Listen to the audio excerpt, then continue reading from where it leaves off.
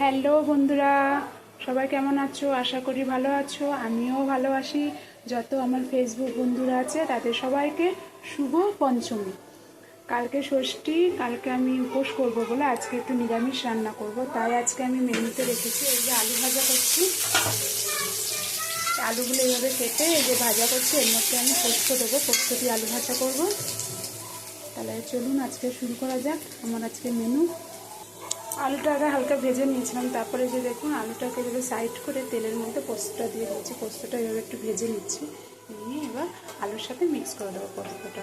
মানে পোস্তটা আগে থেকে দিলে তাহলে পোস্তটা বেশি পুড়ে যেত, তার জন্য আমি এইভাবে করেছি। পোস্ত দিয়ে আলু ভাজাটা আমার হয়ে গেছে, এবার নামিয়ে ফেলবো। কড়াতে আবার তেল দিয়ে দিয়েছি। আর এদিকে আমি বেগুন ছিল একটা, এরকম পাতলা পাতলা করে কেটে নিয়েছি বেগুনগুলোকে এই যে।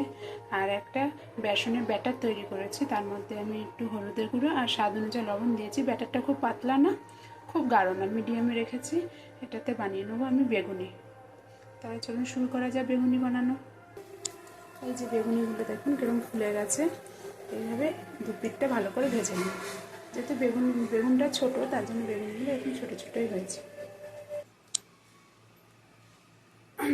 বেগুনিগুলো হয়ে গেছে, নামিয়ে ফেলেছি। তেল আছে, সেই তেলের মধ্যে ফোড়নে দিয়ে দিচ্ছি জিরে আর শুকনো লঙ্কা।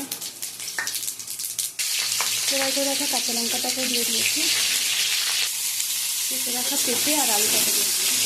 আর এটা বানাবো পেঁপে আলু নিরামিষ, পেঁপে আলুর ডালনা। আমি তো পেঁপে আলুর ডালনা বলি আমরা। আপনারা কে কী বলেন সেটা অবশ্যই আমাকে কমেন্টে জানাবেন। আর কালকে কে কে ষষ্ঠীর উপোস করছেন সেটাও কমেন্টে আমাকে জানাবেন। পেঁপে আলুটা হালকা ভাজা হয়ে গেছে, তার মধ্যে আমি মশলাগুলো অ্যাড করে দিয়েছি। এখানে আমি আদা আর জিরে বাটা দিয়েছি, টমেটো কুচি দিয়েছি, স্বাদ অনুযায়ী লবণ, হলুদের গুঁড়ো, কাশ্মীরি গুঁড়ো লঙ্কা আর হালকা পরিমাণে চিনি। এবার ভালো করে কষিয়ে নেব। জলটা দিয়ে দিয়েছি, এবার ফুলবো। বেশি ঝোল করবো না, একটু মাখা মাখা বানাবো তো সবজিটা। দেখুন তরকারিটা আমার ফুটে গেছে, আর কিছুক্ষণ পর নামিয়ে দেবো। প্রায় হওয়ার মুখে, ঝোলটা একটু শুকালে নামিয়ে ফেলবো।